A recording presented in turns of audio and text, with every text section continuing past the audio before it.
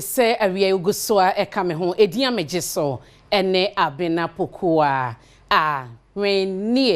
na nimdifo bako Obapa Development Foundation wono eni penye wodi eni wodi afutu amama unseye wo eye abosome dodo ni na wotwe dodo a batem bia na so ba obefafro wode bewo ebi mo won ma won abosome nkru no enu ti broni kan premature ya na abatani bebre jasa nkwada no na omapo wo mo wo se sa wo na ye premature ento akwada no entwene hye no safo no mutube nyini be ye fe pa wode afutu amama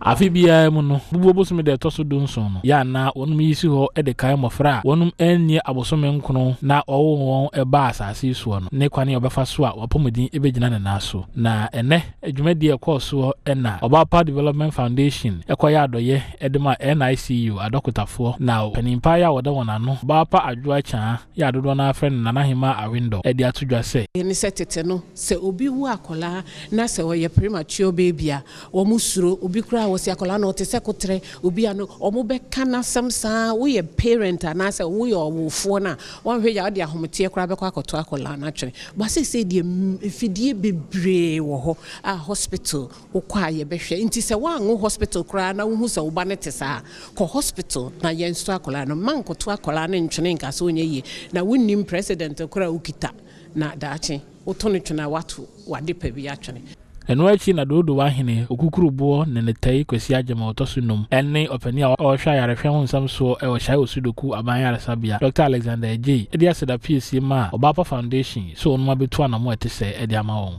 na mekoso ada o masin so e wo kromafo anem sanse niama omode abeche no enye health workers ne benya ho mfaso eyeye kromafo anase man mi kromafo ne benya ho mfaso enti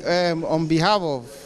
management and staff of Charles Sudoku District Hospital no e be say that Obapa Foundation ase because a set partnership no e boyen e maye hu se dwuma ye no so no mo so no etayechi se betime developing ni ahwe man ya enye government nkwa na be boy health workers other NGOs other organizations other foundations also hear this advocacy so be a long way aboy nyina